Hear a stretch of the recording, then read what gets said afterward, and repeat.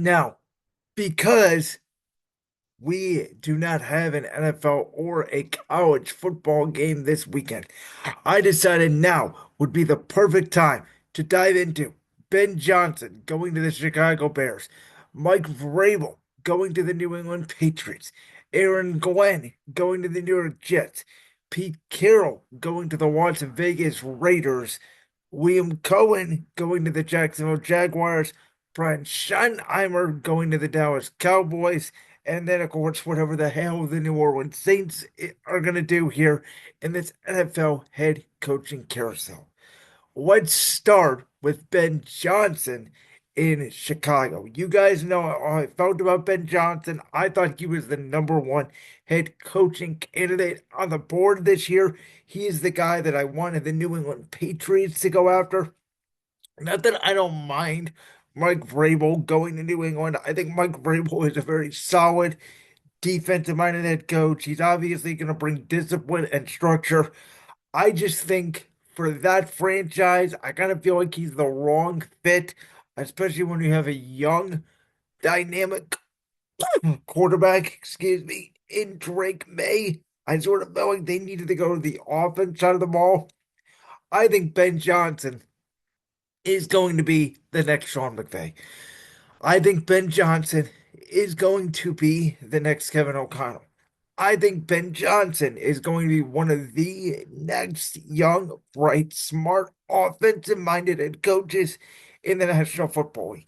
I think if anybody can get out of Caleb Williams, which Jaden Daniels this year in Washington had the year that going into the year, I predicted Caleb Williams to have in Chicago.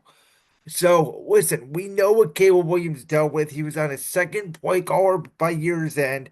They went from, the guy in Seattle, Shane Waldron, they fired him, bring in Thomas Brown. They obviously got rid of Matt Eberflus. It was a circus in Chicago. But not just me, but a lot of people in the national media had predicted Chicago to make the postseason this year because of the talent they had. Caleb Williams, Keenan Allen, DJ Moore, Roma Dunze in the draft, along with that defense that entered the year top 10. And for whatever reason, the Hail Mary against the Commanders, when at the time the Bears were 4-2, for whatever reason, that broke the straw that camel's back. The Bears only won one game the rest of the season, and that was obviously the game-winning field goal in Week 18 as time expired against the Packers. We know the Bears franchise. We know that since 1985, when they won their last Super Bowl with Jim McMahon under center at the quarterback position, this Bears team has preached all about defense. And I do feel like with Ben Johnson, who comes over from the rival Detroit Lions, I think this is a complete culture reset. I think this is about investing in the offense side of the ball for once. Obviously, we know Ryan Poles' track record as general manager is a little bit shaky, but he has found ways to put talent around Caleb Williams. And I think if there is one coach to get the best out of Caleb Williams, it's Ben Johnson. We know from various accounts that Caleb Williams wanted Ben Johnson as a head coach. I like the fact that he hired Dennis Allen, believe it or not, as his defensive coordinator. Because while Dennis Allen is not the best head coach in the world, he is certainly a very good defensive coordinator. He failed as a head coach twice, obviously once in Vegas and once in New Orleans. But we've seen guys like a Jim Schwartz, like a Vic Fangio, like a Wade Phillips, not be very good as a head coach at all. Even you could throw in Greg Williams in that mix, but be very good when it comes to coordinating a defense. So I love the move for the Bears in Chicago. I alluded to this a little bit earlier, but in New England, when it comes to Mike Vrabel, I do feel like this is going to be a very interesting move. And they did bring back Josh McDaniels as the offensive coordinator. The Detroit Lions defensive line coach is going to be their new defensive coordinator. This does feel a little bit like New England is bringing the band back together with Mike Vrabel, Josh McDaniels there now for a third time in New England as an OC. They did not coach together, even in New England or Tennessee, believe it or not, but they obviously have various ties to Bill Belichick. And Mike Vrabel will be an upgrade over Gerard Mayo. I understand that. Gerard Mayo was just not ready to be a head coach in the National Football League. And yet it was written in the contract of Bill Belichick that when he would eventually step down as the New England Patriots head coach, Gerard Mayo would enter. If you guys remember in my preseason NFL predictions, I did predict for the New England Patriots to finish last in the entire AFC. I didn't know Drake May was going to work. He had no weapons around him. I did not like Gerard Mayo coming in, replacing the legend that is Bill Belichick. And I get it, Mike Vrabel has sort of been deemed as a Belichick like, but with a player's sort of mentality that he does get along more with players, even though he has the disciplinarian side of Bill Belichick. But at the end of the day, Josh McDaniels, he's a very good offensive coordinator. I don't know that at this point, obviously, it's his third stint, his third go around in New England. I don't know if Gerard Mayo, or excuse me, if Josh McDaniels is a superstar offensive coordinator. And listen, what Josh McDaniels did with Mac Jones in the 2021 season in New England was impressive. But to me, it is yet to be seen if New England can actually build the pieces around Drake May, if they can support Drake May. You know, their defense, even with Gerard Mayo last year, was still not terrible. They have pieces on that side of the ball, especially in the secondary and linebacking core. I think they need to get better up front. The one thing Mike Vrabel does believe in is running the football and offensive line play. We saw that with Arthur Smith when he was his offensive coordinator in Tennessee. So I do think Mike Vrabel will focus on the offensive line. He's a big guy, he's a tough guy, former linebacker, obviously. I do think he's going to attempt to get the offensive line right. I could see them bringing in another back or two, potentially replacing Ramondre Stevenson. But in my opinion, for the New England Patriots for this offseason, for this to work with Drake May, this is all about investing in the offensive side of the ball, investing in wide receivers, investing in tight ends, investing in running backs, investing in offensive line. And I don't just mean big dollars in free agency, I also mean the draft.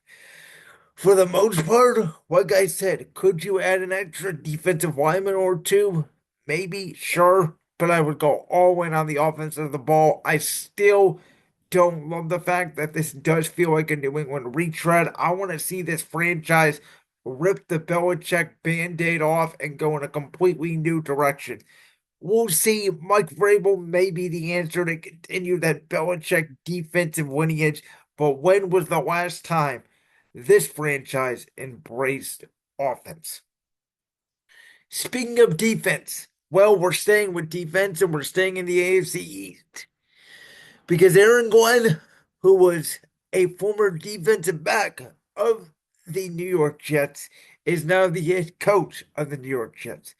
And you guys all know my biggest miss, and I own up to it, of the 2024 NFL season, my biggest prediction miss was I had predicted the New York Jets were going to win the AFC East. I thought that with their upgrades a wide receiver with Mike Williams, that clearly was not an upgrade. I thought with the addition of Tyron Smith and Morgan Moses on the left and right side of their offensive line specifically, which again were clearly not an upgrade.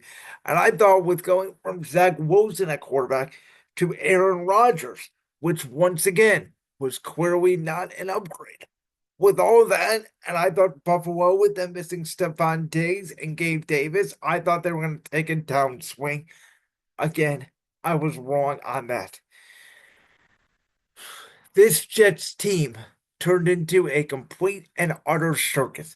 led by Aaron Rodgers. They then obviously decide to fire Robert Saleh. Joe Douglas is soon gone after that once they make the Devontae Adams trade. And what's funny is, on Halloween, they're sitting there, what, 3-5, 3-6. They just defeat the Houston Texans. And everybody is still saying, can this Jets team potentially run the table and at 10 wins, make a shot at making the wild card in the AFC? And it never really did come to materialize. This Jets team was a weird team all season long where they struggled on offense in the first half. It started out obviously with Nathaniel Hackett as offensive coordinator. Then it led to Todd Downing calling the plays. Nathaniel Hackett basically becoming Aaron Rodgers' own personal quarterback coach, if you will. And the defense, once they fired Robert Saleh and turned to Jeff Ulbrich, was a complete disaster. And obviously, with Woody Johnson and the meddling and him not wanting to trade for Jerry Jeudy because his kids showed him his Madden rating, with Aaron Rodgers and his ayahuasca trips and his beliefs and him going on Pat McAfee and him seemingly getting his buddies together and not caring about winning, this team went from one of the most talented teams in the NFL to being a potential absolute circus. Now, the thing is, if you're the Jets, you do have Garrett Wilson, a wide receiver. You do have Brees Hall at running back. You do have Aaron Glenn, who is an aggressive defensive mind, a lot like Robert Saleh. And if Aaron Glenn can get Sauce Gardner and Quinn Williams and Quincy Williams and CJ Mosley and that defensive group to play, and that defense shows up, you're going to win 7, 8 games, in my opinion, with, defense first in the NFL. But it's not going to take you over the top, especially in the division with Josh Allen. And if Drake May improves like we think he will in New England, the question becomes, how do you get better at the quarterback position? Because if you let Aaron Rodgers go, right now, the only true, real starting quarterback on your roster is Tyrod Taylor. And this NFL draft with Cam Ward, Shador Sanders, Jalen Milroe, we know the story of this NFL draft. It's not necessarily enriched with quarterback talent. And I don't think, unless the Jets move up in the draft, which I don't think Aaron Glenn is going to be willing to do, I don't think they're going to be able to bring back a quarterback. So here's my thing. If you can guarantee you can get Aaron Rodgers on the same page, no distractions, no ayahuasca retreat. He goes to mandatory mini camp. He goes to voluntary camp. He works out with his receivers. There is no drama. There is no distraction. Aaron Rodgers can win you games, and the Jets can be next year what I predicted them to be this year. Because Aaron Rodgers' numbers will tell you he played like maybe the 13th best quarterback in football, which would be above average for the last half of the season. And maybe it took some time for him coming off his torn Achilles injury. I just don't know what direction they go. They sort of feel like a wash franchise. And I sort of feel the same way about the Las Vegas Raiders. I mean, look, I get it. Tom Brady is a minority owner. He was running the coaching search. To me, it was very clear, even in his broadcast on Fox, he was targeting Lions offensive coordinator Ben Johnson for the Raiders job. When that did not happen, they pivoted to an established 73-year-old veteran in Pete Carroll. Here's the thing about Pete Carroll. Yes, a lot like Jim Harbaugh, he has won every single place he's gone, whether it's been the Jets, whether it's been USC, whether it's been the Patriots, whether it's been the Seahawks. But he is now entering a division with Andy Reid and Patrick Mahomes. Justin Herbert and Jim Harbaugh, who say what you want about Justin Herbert, even though he really is, by all metrics, and did not play well in the playoffs. And by all metrics, he is a average quarterback. Many people think he's a top 5, top 6 talent in the league, along with Bo Nix, who was up for Rookie of the Year running, and Sean Payton. Now we have Pete Carroll, and what was my knock on Pete Carroll in Seattle? It wasn't that he got the best out of his defense, because we know Pete Carroll can coach defensive football. And he's got Max Crosby there.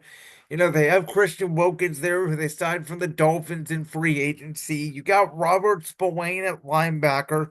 They obviously need work in the secondary, which was Pete Carroll's special when he was in Seattle with Richard Sherman and Brandon Browner and Earl Thomas and Cam Chancellor. Like, we know Pete Carroll is going to get the best out of that defense. Even at 73 years old, we know Pete Carroll will bring the energy. Excuse me. My concern is in Seattle, I sort of felt like he held on to, excuse me, Geno Smith way too long. And I feel, unfortunately, he is going to do the same with Gardner Minshew or Aiden O'Connell or whoever the hell becomes his quarterback in Las Vegas. Now, if the Raiders can turn around and if they can nab Shedeur Sanders, if they can nab somehow Cam Ward or Jalen Milrow, if Pete Carroll finds that franchise quarterback, he will be able to compete with Andy Reid, Sean Payton, Jim Harbaugh, Patrick Mahomes, Bo Nix, Justin Herbert. Until then, I can see this being another situation where the Raiders are finding another head coach in a couple of years. Antonio Pierce, everybody loved him because of the energy he brought as an interim head coach. Overall, as a strategist and as a head coach, when he got the full-time job, he didn't do great. I thought he deserved to be fired, in my opinion. Duval in Jacksonville. That was the awkwardness of the Liam Cohen opening press conference. But I saw what Liam Cohen did in Tampa Bay with Baker Mayfield last year. And Liam Cohen is a part of that Sean McVay, Kevin O'Connell as staff, where it seems to be a brilliant staff, where wherever they go, they're going to get the best out of the quarterback. And for whatever reason, 2 years ago, after Doug Peterson and the Jacksonville Jaguars were coming off a tremendous season where they made the divisional round, they had an incredible comeback in the wild card round against the Los Angeles Chargers. They then proceeded to take the Chiefs to the women in the divisional round. The year after, they started 8-3. Trevor Lawrence got hurt. At the time, they were in contention for the number one seed in the entire AFC conference, not just the AFC South. Not only did they blow the division lead to the Houston Texans, they never recovered. And it led to a clear regression by who was at one time considered a prodigy in the National Football League circles in Trevor Lawrence. Doug Peterson's team, shockingly, because I never saw this in his 5 years in Philadelphia. Even in his last year, that team still had heart. Doug Peterson's Jacksonville Jaguars looked like they had quit on Doug Peterson, and I was very surprised he did not get fired on his way back from London early in the year. I was surprised he did not get fired when they got smashed by the Detroit Lions about week 10, week 11, right before Thanksgiving. But Liam Cohen, if he can work his magic with Trevor Lawrence the way he worked his magic with Baker Mayfield, this hiring is going to work out. Listen, you guys know I really like Shane Steichen and the Indianapolis Colts. I don't know what to make of Anthony Richardson. You guys know Brian Callahan, I think, could be potentially a good coach for the Tennessee Titans. I like their weapons. They have the number one pick overall in the draft. We're going to see how good of a quarterback developer Brian Callahan actually is when he gets a chance to work with a quarterback not named Will Levis. Bobby Slowick is no longer the offensive coordinator in Houston. It does seem like that him and CJ Stroud had a bit of a disconnect. The Houston Texans were not the same offensively as they were a year ago. With all that being said, this division is wide open. I like Travis Etienne and Bigsby. Brian Thomas, the wide receiver at LSU, is up potentially for Offensive Rookie of the Year. So their problem is really, to me, mostly on the defense side of the ball, where outside of Josh Hines Allen, they really don't have much of anything. Trayvon Walker, the number one overall pick in the draft a couple years ago, which general manager Trent Baalke is the reason why Liam Cohen initially rejected this job and then came back to Jacksonville once Baalke was fired because Baalke decided he'd rather take Trayvon Walker than Aiden Hutchinson, which was obviously an egregious miss there by that Jacksonville franchise. Could you imagine if they did have Josh Hines Allen and Aiden Hutchinson on one side of each other, and Detroit did not have Aiden Hutchinson? That could have changed the future of both of those franchises. With that being said, again, if William Cohen can get that defense up to speed, and if he can work his magic with Trevor Lawrence the same way he worked his magic with Baker Mayfield in Tampa Bay, and they can run the football effectively the way Tampa Bay ran the football last year, this to me could work out to be a good hire. I know a lot of people are not a fan of William Cohen saying Duval and the awkwardness of his opening press conference.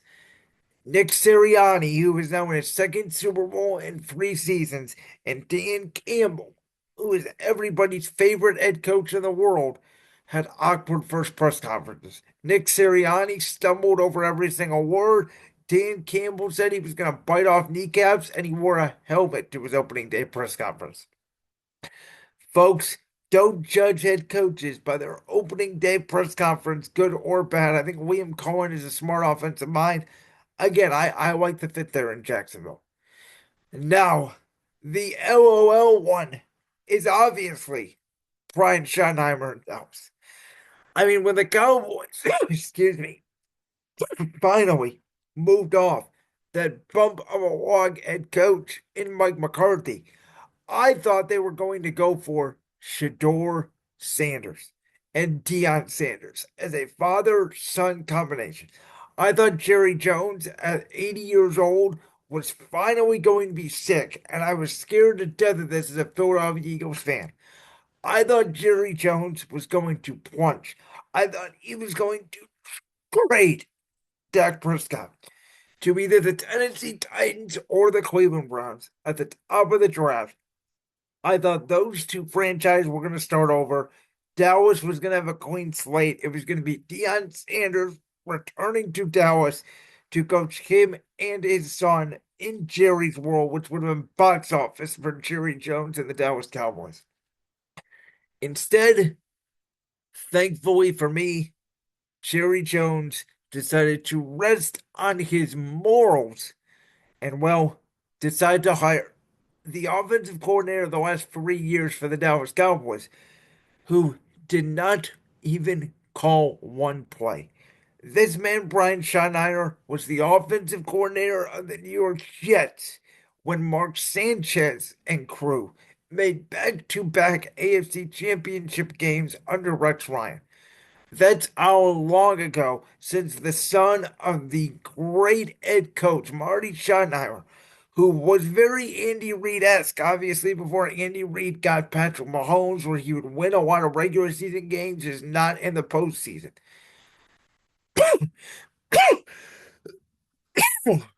I'm not denying the fact that Brian Schottenheimer could be a good NFL head coach. But to me, there is a reason why he has been an offensive coordinator or quarterback coach in multiple stops over the past decade and a half. And he is yet, ladies and gentlemen, Brian Schottenheimer has yet to receive an NFL head coaching offer before becoming the Dallas Cowboys head coach. And finally, the New Orleans Saints, who there are rumors out there they are down to two head coaches. Mike McCarthy, who we just mentioned, the former Dallas Cowboy head coach, who I always thought was a bump on a log in Dallas. Yeah, he could coach an offense. Yeah, he could call plays. I don't think he was much of a motivator or a team builder. It seemed like to me the Super Bowl he did win in 2010 they were the number 6 seed and they were on a magic carpet ride with Aaron Rodgers, who got to his one and only Super Bowl that season, or Eagles offensive coordinator Kellen Moore, who obviously, for the sake of my team, I do not want to see become a head coach because I do not want Jalen Hurts to have to learn another offense. Kellen Moore was the architect behind Saquon Barkley having a career season in Philadelphia, behind Jalen Hurts stopping to turn the football over, and one of the key reasons why Dak Prescott had career years in Dallas when he was the offensive coordinator. He comes over to Philadelphia and essentially does the same thing with Jalen Hurts, though not necessarily more passing, more the running style. Completely changed his play calling tendencies in Philadelphia than he did in Dallas. I thought he probably learned a lot too from watching how Brandon Staley really struggled as a head coach in his 1 year there with the Los Angeles Chargers. And now all of a sudden, he's up to be the potential head coach of what I think is the worst job out of all of them. And maybe that's one of the reasons why this job has not been filled yet in the New Orleans Saints. I mean, I said it going into the year last year. I thought Dennis Allen was one of, if not the worst head coach, maybe behind Hugh Jackson in the history of football. I did not like the game plan with Derek Carr quarterback. I thought he looked washed. Now, Alvin Kamara did have a good season. He had a great season to start. But by the way, their offensive coordinator, Quinn Kubiak, who was seen as sort of this revolution, potentially the first half of the season when the Saints got off to such a fresh start. Um, in the end, Quinn Kubiak is now the offensive coordinator in Seattle, so you don't even have that foundation to build on. You have noodle arm Derek Carr, you have Spencer Rattler, who looks like he doesn't belong in the NFL. Chris Olave is a nice receiver. I think on a championship team, he's a number 2 wide receiver. Cam Jordan is getting very old defensively. Demario Davis is a nice older linebacker. And one of the things I talked about with the Saints, and it's even more true now, they moved off of Marshawn Lattimore, is this roster is aging, it's old, it's expensive. Now, they are in a division with the Atlanta Falcons, who we'll see how they do next year with Ricky Morris and Michael Penix moving forward. Tampa Bay, who Baker Mayfield is on another play caller now that they did lose Liam Cohen. How will that affect Tampa Bay and their arsenal moving forward, even though they will get Chris Godwin back? And then Dave Canales, who we saw him sort of reinvent Bryce Young's career this year and make him look like a confident quarterback in Carolina, but they are still building a roster there with that team. So a lot like, the AFC South to me with Liam Cohen in Jacksonville. And I'm like Pete Carroll in Las Vegas, and I'm like Mike Vrabel in New England, and even Ben Johnson in Chicago, and Aaron Glenn in New York, where, those divisions are going to be very hard to win, especially in their first year. I think if they get the head coach right and they get the quarterback right, it may be a year of roster teardown. If you're New Orleans, you may have to just let guys go, right? Sort of reset. Maybe they decide this isn't the right year for a quarterback class. You tank, you try to get Arch Manning or somebody else in a few years. But for this Saints team, if you clean up the mess, there is an opportunity for them to win, but right now they're going back to the Aints. I predict, unfortunately for me, I think I want more. The fact that he did get a second interview with the team. I think the fact that Saints waited this long, now that we are in Super Bowl week almost, to make a decision on a head coach. I do think Kellen Moore will be the new head coach of the New Orleans Saints. Like that clip from the Brands World podcast? If so, make sure you go down there and hit that subscribe button. While you're down there hitting the subscribe button, make sure to also hit the notification bell so you never miss another upload. And make sure you check out all the other clips from the Brands World podcast right here on YouTube.